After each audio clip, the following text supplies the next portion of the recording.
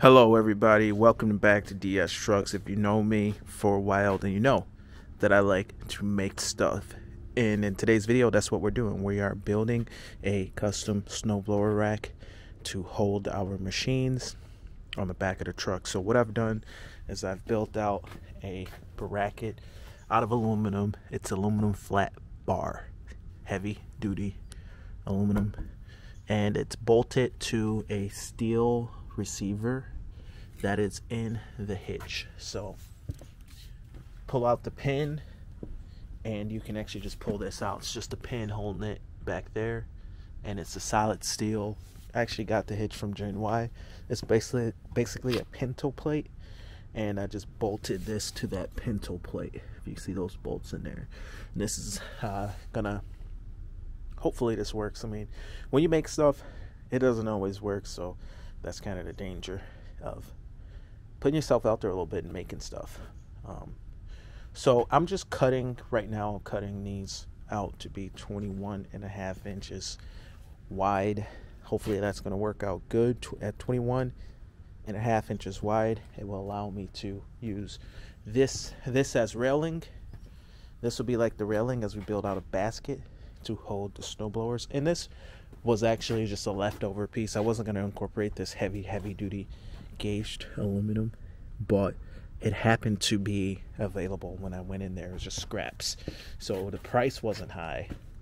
I think it says what these were $144 each, but I think I paid like $70 for this. I think it wasn't that much money because it was leftover. I think I paid $3 a pound for it. So I just grabbed this. It's huge. It's going to basically bolt onto that. It's going to give me 8 inches of a head start going this way, and then the other distance will be with the other material. So we'll see how this goes. I'll go ahead and get this cut. It'll be at 21. I got one more cut. I already made the top cut. I'm going to make that cut, and then we'll move forward. So I got one side built. Please excuse the mess as I got all these tools out here, but I got the one side together. Pretty cool. It fits the snowblower pretty good. So basically, let's take a quick look at some of these materials that we're using. We're using all aluminum, so I could slide this thing off of the truck pretty easily.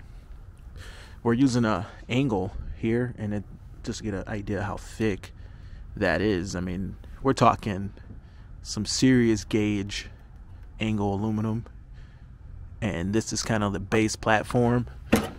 Then from there, we're using some angle aluminum along the sides. This is just, I don't know if I'm going to put something down in there, like a screen, because if I had the screen, then I could put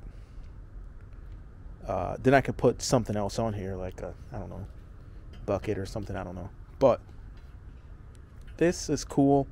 It's got shallow sides, as you can see, but that's just angle aluminum. I kind of went a little bit fatter with the rear, just in case someone hits it. I don't want it to be real skinny and sharp, so it's 2 pieces further back, kind of more surface area for more kind of like a bumper if it bumps into something or someone bumps into it. I was even thinking there's rubber bumpers that I can pick up and basically put that here, and if something hits it, it'll hit a rubber bumper. If you back into something lightly, it'll hit a rubber bumper. So what I'm gonna do is pretty much just mimic this whole build on the other side, and I'm probably gonna take it apart maybe, because it's all held together by grade 8 bolts. We got 1, 2 there, there's a third one there, and then we have them bolted underneath. There's just 2 there right now. I gotta get some more of these because these are big, thick ones. They cost a lot of money, so I'm thinking maybe 1 more here, like that, so it'll be 3. Or I could just use the smaller ones like this. They're grade 8, and just do like 2 down on the bottom or whatever. Smaller ones will hold it as well. But taking a look here, oh, my boy, he can come out for a little, and then he's got to get a haircut. oh, okay. So I trust this thing to stand on. But when you stand on the edge here, the very edge, there's a ton of leverage. So our black plate is very thick. I mean, it's what, half-inch thick aluminum plate. But when you push on it with all this leverage, you can see it kind of bend a little bit. So I trust it most definitely on this part for standing on it. Most definitely. This is solid as it can be. Right around here. Like this plate here, freaking solid. Like you would stand, I can joust on here. It's solid. If I were to stand on that edge, a little questionable, because then it's a ton of leverage and I'm pulling on all this metal. So see how it feels. It feels, I can feel that metal tweaking just a little, but it will do it. Maybe it snaps and I fall on the ground and break my ankle, but it will do this, at least. Not the strongest point of, for me to put pressure, but at least I know if like one of my guys climbs up on here, he puts his foot on here, steps on here, it's not going to break. It's not going to bend. It's not going to give. It'll hold some weight. So pretty cool so far. One of the downsides is it's not like something that can go on every truck. This is a 2.5-inch receiver, but the issue is it works with this Salt Dog spinner. So if it were a different type of a spinner, it wouldn't work. This is one of the smallest spinners. I mean, you do have another like couple of inches here, which is cool. What do you have? 4 inches? You have 4 inches there, which is nice, but any bigger of a spinner, then you need this to scoot out more. Now, this can scoot out more, probably to any size of a spinner, but it'll be less surface area, less clamping, less static friction between the two plates of metal that are involved. And then too, the materials are a little bit expensive. We think of all this aluminum that we're running.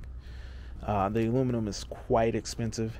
I don't think it's going to be an issue with the aluminum corroding, but it will probably oxidize. So some of these pieces that are left outside, they've already started to oxidize. Maybe if I just clean them up and throw like some wax or something on them, just regular car wax or something on these, maybe they'll be okay, but they'll probably end up corroding. Whatever.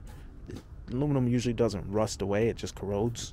So yeah, that is pretty cool. So we've got to do the other side, and it's getting late, so I'll probably show you this tomorrow, me building this other side, maybe. But I think we pretty much got the gist of it. With this side, or with the whole design in general, I could expand upon this. I could put another bar. Okay. I could put another bar here across like that. I could put 2 if I want to really make it more of a less of a big gaping hole there. So maybe that's what I'll do. I could do an X pattern if I want it that way. But yeah, I could just make it so it's more. What I would like to do is have more stability, but we have 2 different thicknesses of material here, and I can't run it this way. But this angle is pretty strong as is, so not too much worry there. As far as metal goes, let's see what we got left over here. We got 2 pieces right here. I think these are 8 feet, so 2 8-footers right there. And we've got a piece over here. Careful with the saw, Nate. It's plugged in. You're gonna cut yourself. Unplug it. So we got another 5 feet there. Piece there. So I think that's enough. I mean, we started with 2. We started with 4. I used 1 on a different thing, and we went through another 1. So literally But 8 feet, we could probably build. We got enough to build it. We'll probably use all our material. So yeah, I mean, we'll see how this all pans out. One thing I do want to show you guys though, I was at True Value. I saw this. I've been wanting this for so long. Basically, I got the ability now to have this Milwaukee pack out for all my nuts and bolts. So this one here, we'll just dump it in. All our grade 8 zinc coated bolts. I thought you wasn't going to get one of these. I wasn't, but I saw it at the store and had to have it. So grade 8 zinc coated bolts, the longer ones, the nuts. These ones I'm probably going to move over here because they are metric, but 8 millimeter. I have these nuts as well, and it's the standard 10 millis that you find on Ford trucks.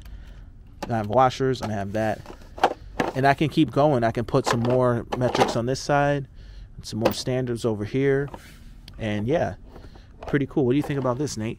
Like it. You like it? So then from there I can shut this. It's got a little detent, I think. I don't know how to work it necessarily yet. So it's got a detent so it doesn't fall flat. It can kind of stay like that. And then when you shut it, you put these clips down. It's got a gasket. It's got a, let me show you the gasket. It's got a gasket right there. So it's literally airtight, watertight. If you left this outside, it'll probably turn yellow from sunlight and stuff, but at least it's gasketed and it's not going to get moisture in there, which is nice. And then, you know, I don't know how this will hold up outside, but clip it shut. At least for temporary purposes, though. Like, if it were just outside for, like, one day and it rained, it wouldn't be an issue. So, from there, if I tip it, let's see what happens. Nothing. All my nuts and bolts go back to where they were. So the cool thing about this is it's stackable. You can stack these up, and it locks onto each other. So if I want another one of these, it stacks all up and clips together, and then you can like wheel it around, and then you can lock it, which is nice. So very nice. Super happy about this. And I really just need ways to stay organized, and I got so much stuff. So this is going to help me keep all my nuts and bolts and stuff in order. And yeah, very happy with that. So anyway, guys, I'm gonna wrap this up, and maybe in the next video I'll finish up this, but at least we got this much done so far. But anyway, my name is Sean. This is DS Trucks. See you guys in the next video. Over and out.